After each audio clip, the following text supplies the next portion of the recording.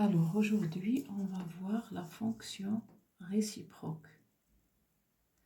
Alors, on a le théorème et définition suivante. Si f est une fonction continue strictement monotone, donc ces deux conditions doivent être réalisées, la continuité, la monotonie.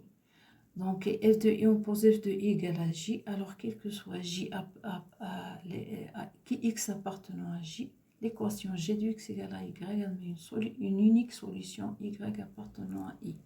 La fonction qui relie chaque x appartenant à j avec un unique y de i s'appelle la fonction réciproque. On la note f-1.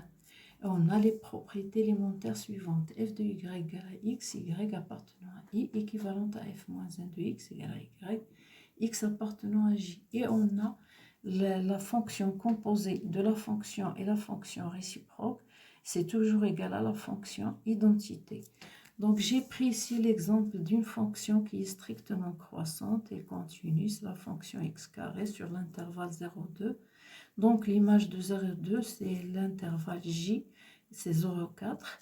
Alors, si on inverse maintenant, on prend ça comme domaine de départ, comme domaine de définition d'une fonction.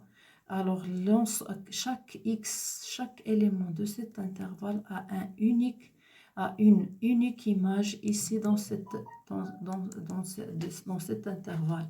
Alors, cette fonction qui, à chaque élément de cet intervalle, associe une image ici dans cet intervalle, c'est la fonction f-1, c'est la fonction réciproque. Et on sait que pour le graphe d'une fonction et de la fonction réciproque, ils sont symétriques par rapport à la droite y égale à x dans un repère orthonormé. Voilà.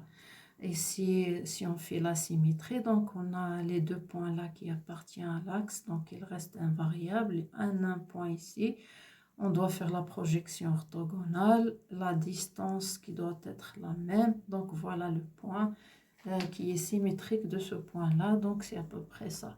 Donc c'est CF-1. Et on a ce théorème de la bijection. Donc si f de i dans R est une fonction strictement montante et continue sur un intervalle i, alors f de i est un intervalle et f réalise une bijection de i sur f de i. La fonction réciproque f-1 est strictement de même sens de variation que f et f-1 continue sur f de i. Alors, on va passer à l'application suivante. Qu'on va faire, on va faire chaque question dans une vidéo. Parce que parce que j'ai des problèmes.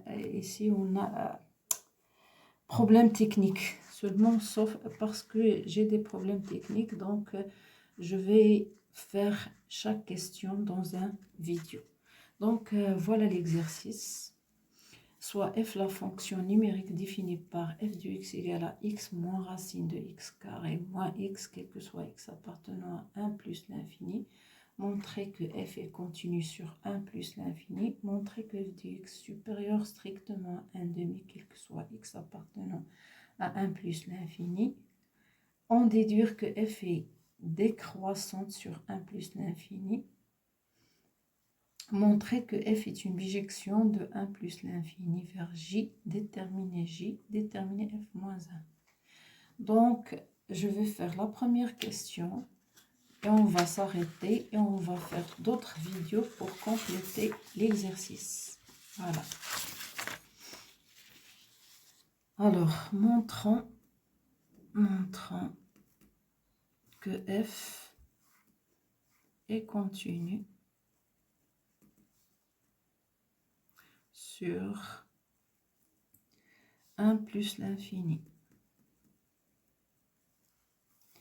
On a f de x. On a f de x est égal.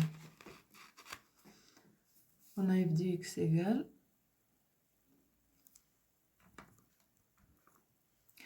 On a f de x égale à x. moins racine de x carré moins x, quel que soit x appartenant à 1 plus l'infini. On a x appartenant à 1 plus l'infini, donc x supérieur à 1, par suite x carré supérieur à 1. Si on fait la différence, alors x carré moins x supérieur à 0. Donc, la fonction kx, on fait correspondre racine de x carré moins x est continue.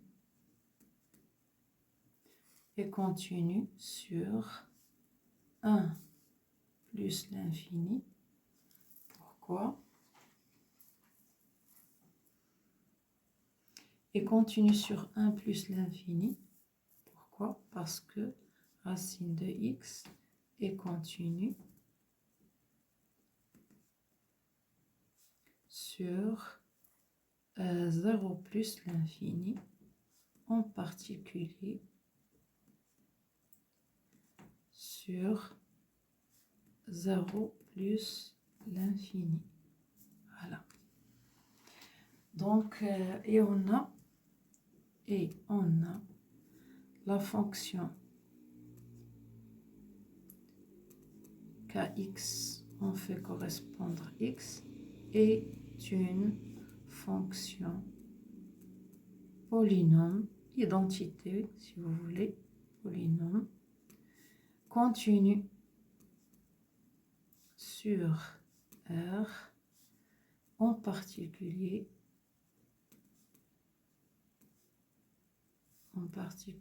sur 1 plus l'infini. Donc, f est continue sur 1 plus l'infini. Pourquoi? F est la somme de deux fonctions continues. Voilà, on a terminé pour cette vidéo.